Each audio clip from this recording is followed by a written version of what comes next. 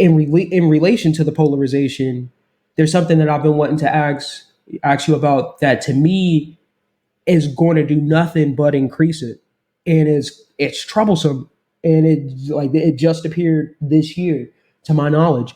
Election betting. What is this? Like we're now able to bet on the results of a presidential election. Do you know how much distrust I think that would put into the system, especially knowing how much money is already put into campaigns? We're reaching record highs in terms of billion-dollar campaigns and people investing money. To now be able to bet on the outcome of of an election, to me, places so much distrust and so much polarization into our system. It's concerning. But I'm interested in like your thoughts on this new election betting in its possible ripple effects. I mean, I don't think it makes it less trustworthy. I mean, I'm more concerned about Citizens United, where you got corporations spending infinite money on, what, because like the amount that an individual can contribute to a campaign is like really, it's tightly regulated. It's tightly regulated. Right. It's small, but like if you were a corporation now, all of a sudden it's infinite, right? Those It's like, super PACs. so yeah, Yeah. so why can a common man only, put in a little bit of money, but if it's a corporation, it can do infinite money, right? And that's the corporations tend to be now, as much as corporate Republicans tend not to think so. Corporations are conservative.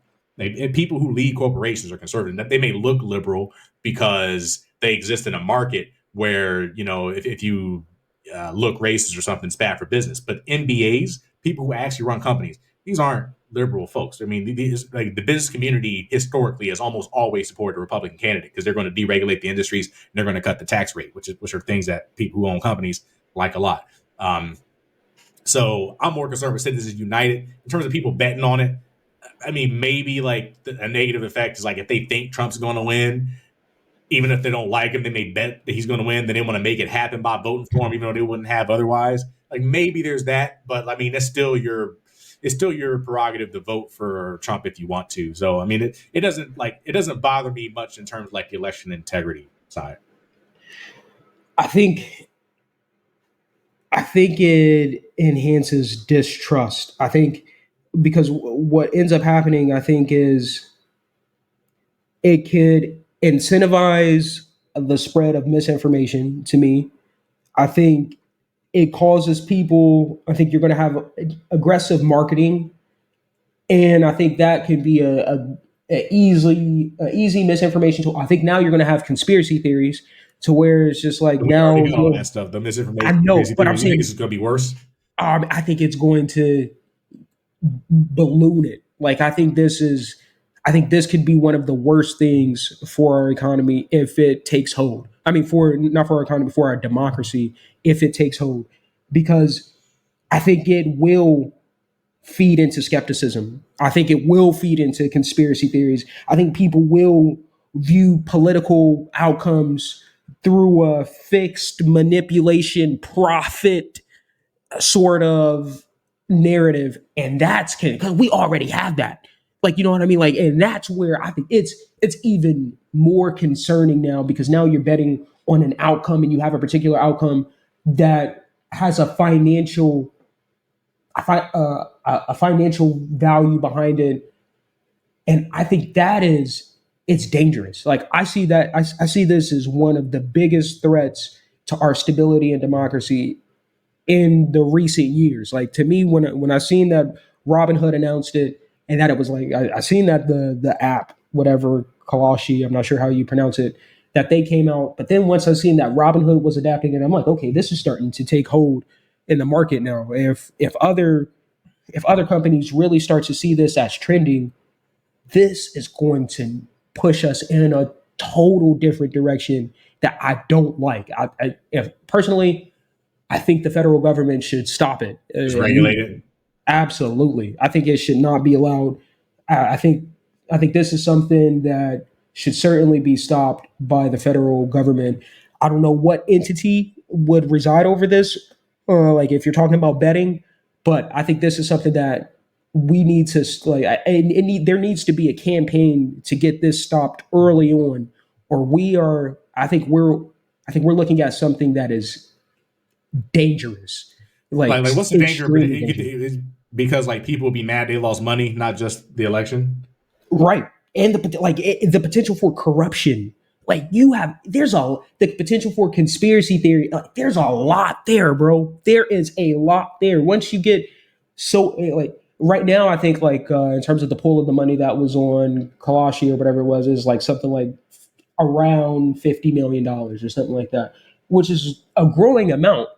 But in terms of election, like the money in elections right now, like Kamala has spent over $1 billion, if I'm not mistaken. So it's just like if that money happens to find itself, like right now, it's the small pool of 50 million.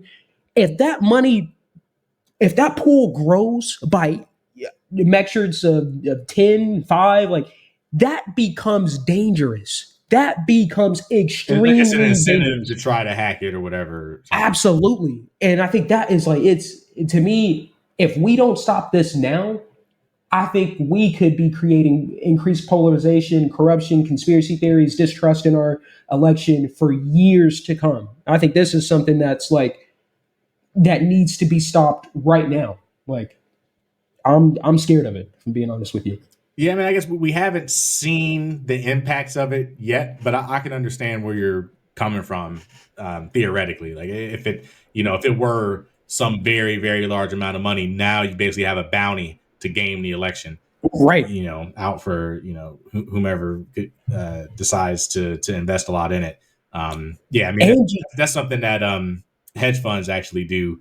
Sometimes it's an investment strategy where like if one company is thinking about buying another company, then oftentimes the target company stock price goes up, right? Because they know there's going to be a big right. liquidity event when they get acquired. But sometimes like those are negotiations, right? So it'll either work out or it won't. And if it doesn't work out and you bought that company's stock at a high price, well, you're going to lose money because the price is going to fall back down to whatever it was before. But if you are right that the acquisition goes through, then you can make money by buying early and then letting the price rise as this deal comes to fruition. But here's the thing about hedge funds: when you buy the stock of the target company, expecting it to go up due to the acquisition, The then price. no, you also have voting rights because stock comes with voting rights. So you can buy enough stock and then force it to happen because you bought it. So you can almost Right. guarantee it. If you buy stocks, and so like because if you buy the stocks, like it's a negotiation between the buying company and target company. So if you buy enough of the target company, or even the parent company, I guess you could. But if you buy enough of the target company, then you're a shareholder and you can influence those negotiations to make it happen and guarantee that payoff, right? So it's almost like the hedge fund thing, right? It's like, okay, well, if I put enough money into this bet, now I have an incentive to do what I can to make it To happen, make right? And that's the danger. That to me, that again, that's another dangerous component. People, that's a capitalistic driver that goes against the values of a democracy. Because now, at some point, let's say for instance, I don't want to vote for Donald Trump, but there's $5 billion in the pool, and there's a 60% chance that Donald Trump is going to win. It's in my and I got $1,000 on it. It's in your It's in my interest to vote for Donald Trump right. monetarily. Right. That is dangerous. Like that is extremely dangerous because you will have people that will vote their interests relative to their ideology. It is just like and or you'll just have people voting in terms of their financial interests relative to ideology again, Yeah, which I is like money being out of politics, and that's something that Democrats have always been for. Right? Democrats have always been for keeping money out of politics. right. And that's to me, we aren't there right now. Like we're not seeing Democrats aren't seeing this as a danger. And I'm like, there should be some red flags going off. Like this should be at the top of our conversations right now with Democrats in particular, because there are. I mean, I can think of 20 different red flags where this can have a terrible outcome if extended. And like the we know with history that money moves, and it's just like these contracts are only going to get larger. Like people are only going to get more interested, and it's just like the more money that gets into this particular financial financial method of betting, I think it puts our democracy at a serious risk. And I'm like, I'm almost extreme about it to the point to where like I think there should be legitimate protest. There should be like outrage about the potential that this could have for our democracy. I think this is scary. Yeah, man, I knew it was happening, but I didn't think about it this clearly. You know, since you brought it up, I do think that that's a valid understanding. I'm curious if there are any laws that apply to stuff like that right now. It sounds like they're not because people are able to do it. But if there Right. aren't, then maybe we should think about because yeah, I'm all for just keeping money out of politics, right? I don't want big super PACs doing stuff. I mean, again, that was the spirit of the law. The spirit of the law had strict regulations on how much any individual could support any campaign because they wanted to keep the money out. And then Citizens United said, "Oh, but if it's a corporation, then they can spend infinite." And it's like, okay, Right. and then now we got betting, right? So like the spirit of the law and what Democrats have always been, first of all, the spirit of the law originally, and then what Democrats tried to protect that spirit of the law is to keep money out of politics as much as possible. So yeah, I can certainly understand that being a good path to explore.